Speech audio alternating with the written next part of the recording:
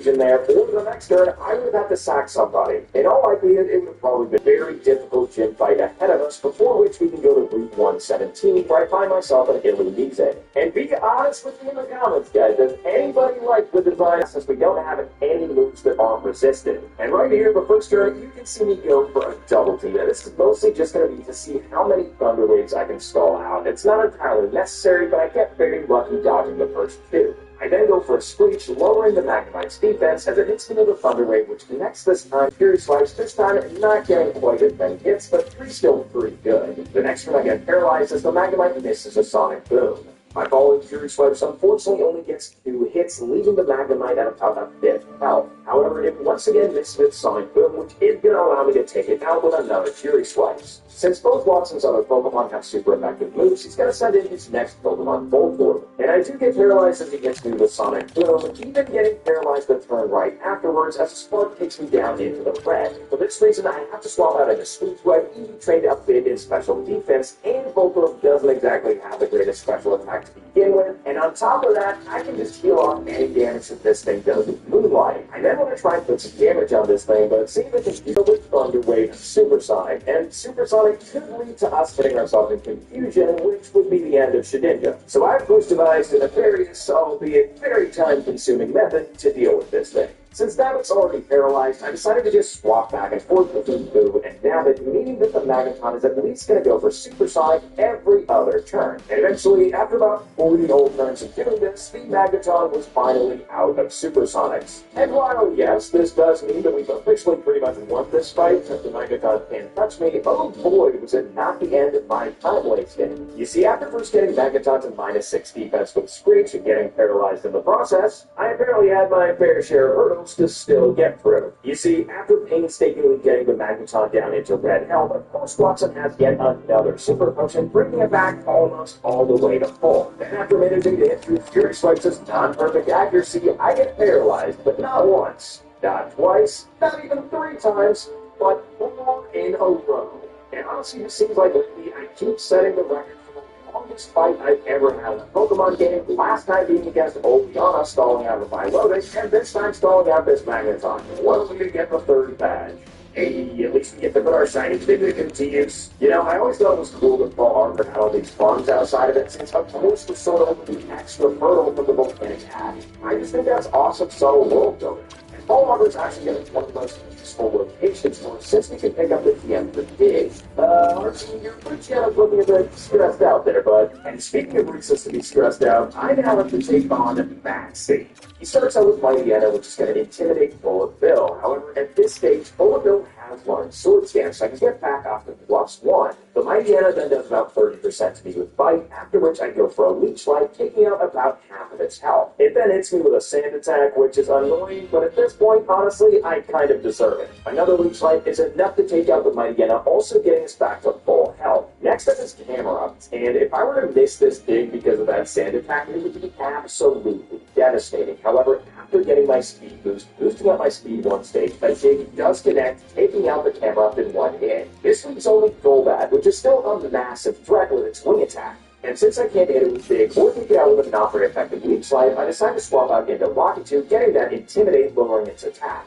I then go ahead and swap out into Paratrooper, who can tank a Wing Attack above half health, which means I'm able to tank another non-crit Wing Attack the next turn and go for a Stun Spore, paralyzing the Golbat. Paratrooper's Fairy then activates, and I go from Morning Sun before swapping back into Lackitude to get yet another Intimidate drop. And I can beat Maxie without losing a single Pokemon, which is going to be absolutely crucial when we take on Flannery. Flannery's team uses incredibly powerful Fire-type moves in Overheat and Flamethrower, and to be able to get around this at all, I have to EV train most of my Pokemon in special defense as much as possible. This isn't that great though, since EVs are permanent in this game and I can't reset them with fairies to train them in any different way.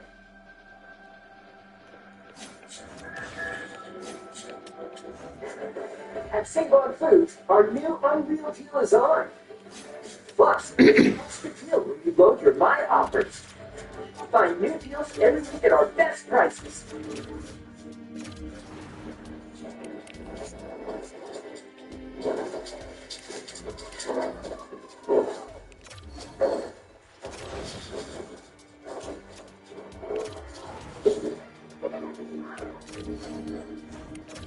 And so here we go, taking on Flannery the Fire-type trainer with my obviously inferior bug types. I decided to lead out with Nabbit and go for Wish right away, since Nabbit is one of the Pokemon that I trained in special defense, which means that it's likely to survive an overheat unless it gets a crit, which I do on just 12 HP. The next turn, I swap into Swoop to take the second overheat, which takes it down to just above health as I then get the Wish. Remember, Overheat only has 5 PP, so if I can stall it out, this Slugma actually doesn't have any fire moves to be able to hit me with. Unfortunately, the Slugma does set up the Sunny Day as I go to protect the next turn, and I then just waste the turn using Moonlight as it hits me with an Overheat, which does quite a lot because of the sun, but reduce damage because of its lowered special attack.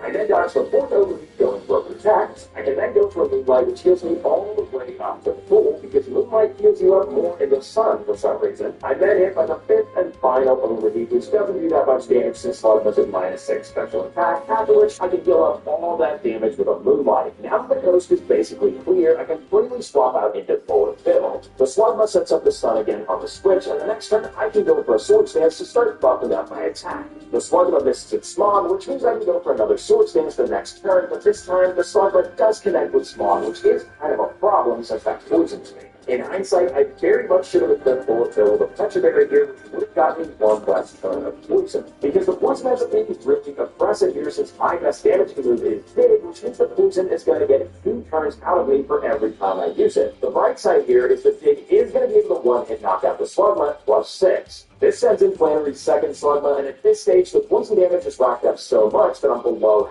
health. Another Dig is, of course, going to be able to take out this Slugma as well, but as Flannery sends in her Torkoal, the poison is really starting to rack up. Leaving me at 60 HP as I go for my final Dig, it's looking like I'm probably going to be able to take one more round of poison, and I do, leaving me just 6 AP as I take out the Torkoal, granting me the 4th badge. That was close. Now that we have the 4th badge, though, May gives us the Go Goggles, which means we can go to the desert and pick up the Claw Fossil. Taking this fossil to the Fossil Restoration guy in Rustboro City will allow us to get an Anarin. I named this little guy Bowser, and Battle Armor is a fantastic ability, which means we can always play around tricks with this thing. Now let's talk about my father Norman for a second. He's got 2 Slacking on his team, and while they look very lazy, they have the base stat total of your average box legendary. On top of that, all 3 of Norman's Pokemon have base attack, which means they can't resist to any Shedinja strats whatsoever. So what exactly can we do to beat this behemoth of a Pokemon, except to use its most glaring weakness? The first turn, I go for Protect to dodge into Slacking's Yawn.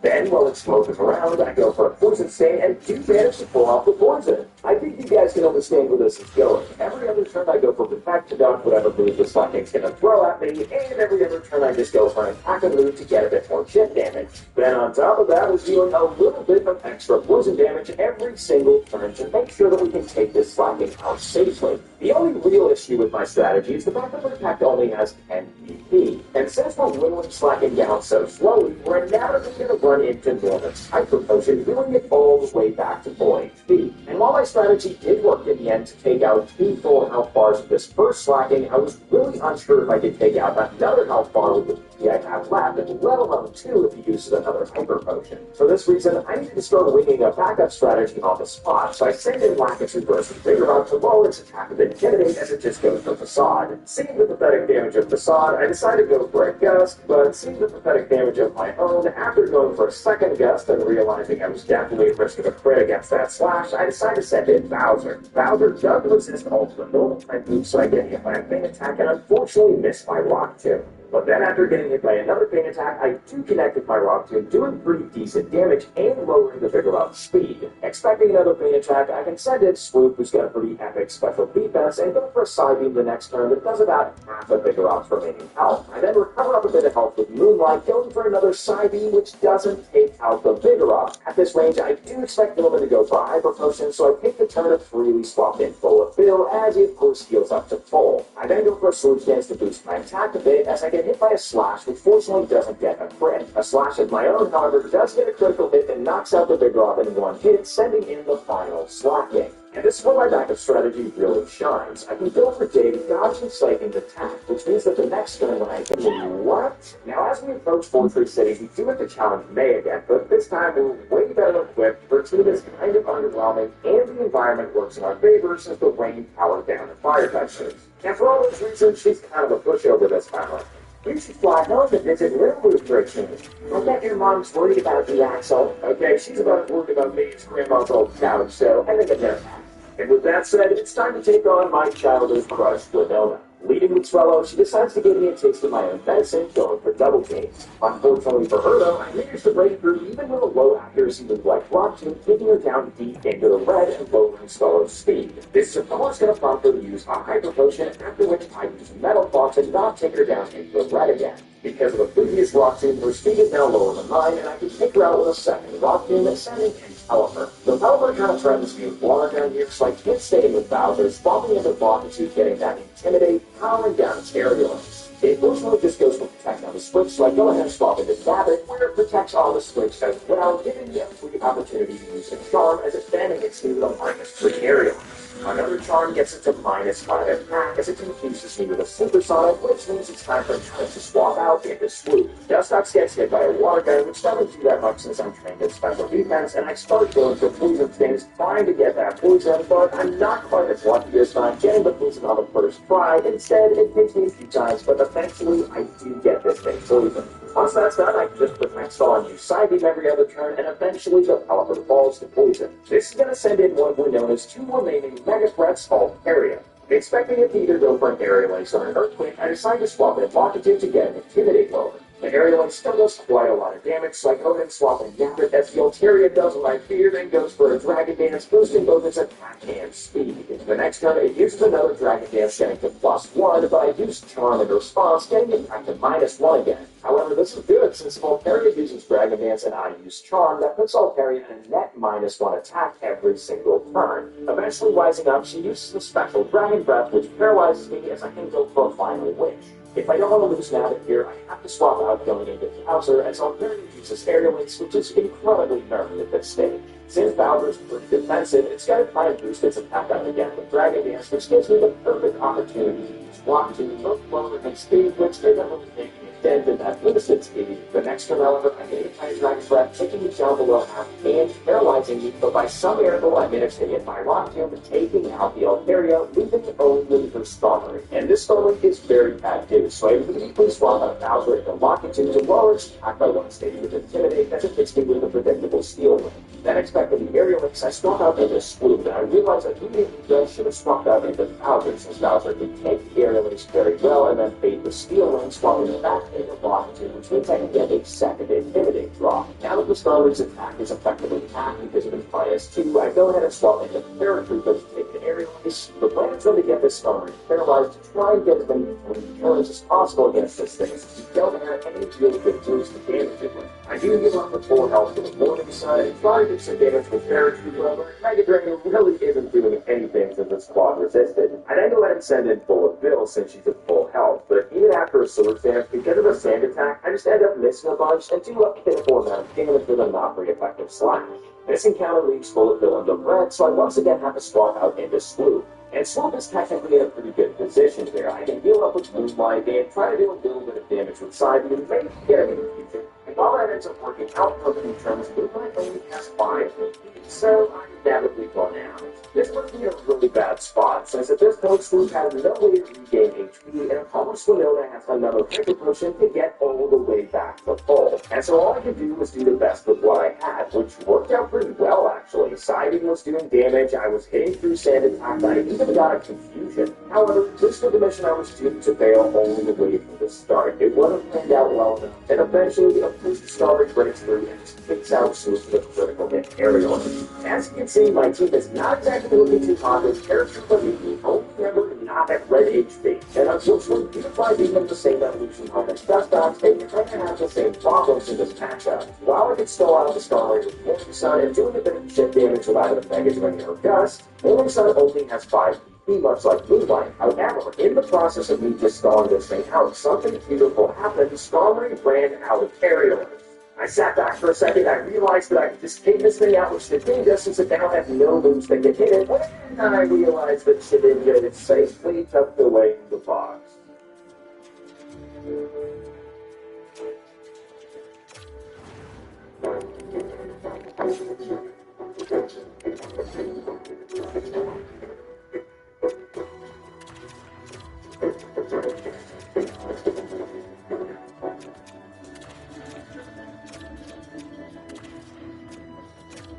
markets go great. And even if you're new to Plus 500, here's your components today. Plus 500 is a commodity trading platform with more than 32 billion users worldwide. Trade CFDs across the markets that are always on the move. For stock, industry. I figured since every single Pokemon on Winona's team has aerial ace, it would be very useful to bring a Pokemon that just gets outsped and taken out by either one of them. But of course, the one time Shedinja is needed, it's off duty. Go figure. So I'm left here with Paratroopa, since every other Pokemon on my team is paralyzed and or in red health, which means the Paratroopa's gonna have to stick it out for the end, and honestly, it was a pretty close fight, but in the end, Strawberry did get the best of Paratroopa, taking out both of the Wurmple evolutions. At this point, however, Paratroopa had at least gotten Strawberry way deep into the red, so Lakitu can come in and just finish it off with a bubble, granting us our 6th gym badge, but at the cost of a third of our team. Moving on, we can now get access to the Safari Zone, where we get 2 potential encounters, either Heracross or Pinsir. And since these encounters are location-dependent in the Safari Zone, we can choose exactly which one we want, and I opt to go for Heracross. I do end up catching it, and with a gentle nature, Hammerbro here has the Guts ability, which is absolutely amazing. But Heracross isn't exactly amazing in the matchup versus the next gym versus Liza. So to prepare myself to take on the dynamic duo, I make sure to get Bowser to level 40, a more authentic with a psychic that does a little bit below half, and the Lunatone goes for an online. I then use Stun Spore with Lakitu on Lunatone to paralyze it, since I'm going to try and take out the Soul Lock first. And our ends up being about 40%, and the next turn Soul Lock begins by setting up a Sunny Day. I use another Stone Spore with Lakitu to paralyze the Soul Lock this time, so that I'll outspeed with Bowser the next turn. However, I don't get worried about that too much, since I do get a critical hit with Metal Claw taking out the Soul Lock. Now that I only have to deal with Lunatone, it doesn't have a single move that can hit Shedinja, so I go for Protect on Switch with Bowser and have the Lunatone just sets ahead of their combine. Since Bowser can't protect at this turn and is at the mercy of a Psychic, I decide to swap out a Hypnotic and train its special defense, but it turns out one Shadow Ball is enough to just take out the Lunatone, winning us the 7th badge. The rugged sludge is imminent, but if you tell me this is a thing, is the reason I have trust issues. Heading on for the underwater cave, we can find a camp for Earthquake, which I immediately sent across. Hold it right there. F you, F you, F you, so it was you after all. Moving on, F me, F you. After that incredibly civilized discussion, it's time to take on Maxie for the final time. He leads with Mightyena, which is going to get an Intimidate off on full build, but we're easily going to mitigate that with a Swords Dance right away, as the Mightyena goes for a takedown, which misses. After activating my Speed Boost ability, I then go for another Swords Dance after Mightyena goes for a Scary Face to try and decrease my speed, which is pretty much futile since it increases every single turn anyway. I then go for a third Swords Dance and get Scary Face again, but at the end of the turn, we get to go back to neutral speed and keep gaining speed after that, so I can just one-shot both Mightyena and Camerupt with Big and the Crobat with a Slash. What's happened? What is this election scene? What do you mean? You wanted this? F you. Unfortunately, it falls to me and my bug types to deal with the Rogue Groudon. And so I got to thinking, how would I defeat this behemoth of a Pokemon that sports fire type moves and annihilate my entire team? By running. I ran away from it. It was that simple. Defeating the legendary Pokemon left me with one final gym challenge versus Wallace. Now, unfortunately for Wallace, this is where Shedinja takes center stage. The only move he has that can actually hit Shedinja is Sweet Kiss, which I have Person Berry for anyway, but he ends up just missing it, so I annihilate his entire team with Shadow Balls. These spooky nuts, if you will. This incredibly free victory led me to Victory Road, where I of course run into Wally. Alright, Wally, let's get out of here. Look, you're gonna stay here? You're gonna start. Okay. Deciding which Pokemon to bring to the Elite Four can be one of the most important steps in a Nuzlocke, but in this case, I only have 6, so we're just gonna go with what we got. First off, we got Full of Bill with big Swords Dance area with the Ton Pass for some potential boost passing shenanigans. We then have Boo with Shadow Ball, Screech, Leech Life, and Toxic, which is mostly gonna try and capitalize on its immunities. Thirdly, we've got Lakitu with Water Pulse, Quick Attack, Silver Wind, and Stun Spore, and with that moveset, she's pretty much devoted to just being an Intimidator. Not that she was ever really anything different. Now it's gone from being a full support Pokemon with Encore Charm and wish to having some extra utility with Thunderbolt for the gaming corner. Then there's the newest team member, Hammerbro, who I'm pretty close to my favorite with Break pulled up Earthquake and Megalorn to deal some massive damage. Then finally we got Bowser with Metal Claw Slash Protect the Ancient Power to add his own tank. And with that, it's time to take on the Elite Four, the first member being Sydney with his Dark types, which is inherently a terrible matchup for Starbucks. He does lead with a Mightyena, which is going to get an Intimidate off on Hammerbro. Regardless of the attack drop, I go for the Mega Horn anyway, taking out the Mighty Enna in one hit with that amazing 120 base power. Sydney then sends in Shift 3, and he clearly has not taken my advice. As I go for a Volt Up boosting my attack and defense, he decides to go for Double Team. Since the previous Double Team only got me back to full attack, I decided to go for another one, getting up to +1 and +2 defense. Since I made sure to retrain my Heracross and the attack and speed before entering the Elite Four, I'm able to outspeed every single one of Sydney's Pokemon and of course one-shot them. That's one Elite Four member down, 3 to go. And unfortunately, the second Elite Four member we have to face is Phoebe, so yet another fight that Shedinja can't really do anything about. And Phoebe was a little bit more difficult to plan for than Sydney, since I didn't have any obvious super effective moves to go for, but in the end, I decided to just use Bullet Bill and set up a Swords Dance the first turn as I get hit by a Shadow Punch. I was kind of expecting the Dustbox to go for a Confuse Ray at some point here, which is why I equipped Bullet Bill with a Person Berry. However, I do get the chance to just go for a couple of Swords Dances, and because I got the setup completely unimpeded, not even having to use my Person Berry, I just sweep through my entire team of Aerial Aces. And I gotta say, before this run, I think I've underestimated Ninjask as a Pokemon. This thing is a monster. Now, the third Elite Four member we're gonna face is Glacia, and on paper, she has no moves that can hit Ninja. However, every single Pokemon on the team has Hail, which would just one-shot us at the end of the turn. So for that reason, I once again lead with Hammer Bro, going for a bulk up the first turn as I expected Glalie to set up the Hail. Now, in all honesty, we've had a really good matchups against all these first three Elite Four members, so it's not really surprised that Heracross can just go and sweep an Ice-type thing. That being said, the fact that we now have to face Dragon types and Steel types is something I'm a lot more afraid of.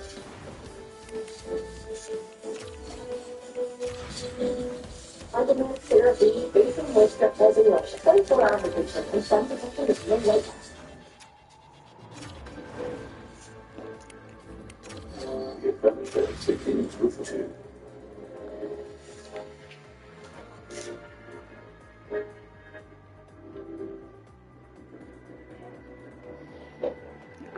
Ow. Ooh, fuck. That hurt. So, That in should be taking on bad. the Dragon Master Drake, I had to plan a little bit more carefully going into it. He leads off with a Shelgon, but not just any Shelgon, a Shelgon that loves going for Protect the first turn. Predicting this outcome, I decided to go for a bulk up, boosting my attack and defense in the process. I then attack the Shelgon with a +1 Mega Horn, which is of course going to be enough to take it out in one shot. So far, things are pretty straightforward. The same goes for Flygon, which because of my EVs, I can outspeed, and because of the +1, take out in one shot as well, and the same goes for the second Flygon. Now in comes Salamence, and this is where things get interesting as it intimidates me as it switches in. Since I know I'll outspeed, I decide to stay in and go for Mega Horn since I'm expecting the Salamence to use the Claw effect and fly. I then swap out into Bowser, who I've trained in defense and can at least tank it neutrally. Dragon Claw is especially good with good damage, leaving me at just 40 HP as I go for an Ancient Power, and at that health it's enough to take out the Salamence. This just leaves Drake's final Pokemon, Altaria, and fortunately for me, I have just the Pokemon to deal with this thing. For some reason, this Altaria has 0 flying stats, so it has no moves that can deal with Shedinja whatsoever, and since Drake can't switch out of this though, he's pretty hosed. And this time, it's not even that time-consuming to take out my opponent with Shedinja, taking it out in just 2 Shadow Balls, thank goodness. With my entire team at my side after stopping the Elite Four, I had only one more challenge to face. The champion Steven. And my blood types are at a pretty serious disadvantage to his steel types, not to mention all the rock types on his team. Regardless, I start the fight with Natic going for a super effective Thunderbolt, which looks like it did a bit less than half, as the Starmie goes for a Toxic. I was expecting either Toxic or Spikes, but I'm happy with Toxic since I can heal it off with a Pecha Berry, and if it means that we can actually use the Ninja. I then go for another Thunderbolt, get Starmie down into the red, but it ends up getting a high roll just taking the thing out, which I'm definitely happy with. Second down is Flittle, and since it's only attacking with its Ancient Power, I decided to go for a Charm to lower its attack before I get hit by it, and it basically does no damage. I then hit it with another Charm as the Claydol decides to set up a Reflect. This perfectly sets me up to go for an Encore, effectively neutralizing this Claydol, which means I can swap out into Hammer Bro the next turn. Because of the Encore, the Claydol is just going to continuously go for Reflect, which gives me a great opportunity to set up some bulk ups, boosting my attack and defense. After the turn where I use my second bulk up, not only does the Encore wear off, but Reflect as well, which gives me this perfect opportunity to strike the next turn. And since my physical attack isn't halved anymore by Reflect, I can take it out with a single Mega Blitz. Steven then sends in Arvaldo, and despite my air cost being at +2, a break rate isn't even enough to take it out, leaving it in the red as it goes for an aerial ace, which is quite effective, but I survive it because of my bulk ups. Got with a +2 earthquake, but not wanting to take any chances, I just send in Boo because for some reason Steven's Metagross doesn't have an answer for Ninja. This prompts him to switch his Cragility right into a Screech as I then have to pivot out, swapping into Bowser, expecting the ancient power. I can't get very well, and the next turn I decide to go for Protect, strongly Cragility out 1-1 ancient power EQ. Then to start the third ancient power, I decide to just sacrifice Mammoth, who I don't think I need anymore, but she actually survives on 31 HP, so I can swap back into Bowser's and move for crits with its battle armor ability, which ensures me that it's 100% going to survive this ancient power. The following turn, I can just go for Protect, stalling out the final PP of ancient power. And now that the Cragility isn't a threat anymore, I go ahead and swap in Hammer Mode as the Cragility goes for a Confuse Ray, but fortunately I was prepared for exactly this interaction with a person there. After this, I can really outspeed the Cragility, taking it out in one hit with a super effective crit rate, and this actually means that I've effectively won the challenge. And while it's true that Steven still has a third of his team left in Metagross and Aggron, neither of these two have a move that can hit Shedinja. And so, while it was pretty quick to take out the Metagross with 3 Shadow Balls, the Aggron was a different story, where I had to run out of Shadow Balls, go for 3 Screeches, and then grind it out with Leech Life and 3 Boulder Stores. But eventually, after a very long time, and true Shedinja fashion, I did take out the Aggron, beating Steven, which means that I beat a Pokemon Ruby Hardcore Nuzlocke using only bug types. On top of that, I didn't even lose a single team member to the Elite Four and Champion, which is awesome. There were a few hiccups in this run, but overall, I think it went super well, and I'm very proud of this one. So guys, tell me what challenge you want to see next down in the comments below. And if you're not subscribed to the channel, what are you doing? Make sure to hit that button, and until we see each other next time, have a good ride. Come on, just use the cut. We gotta go get the item.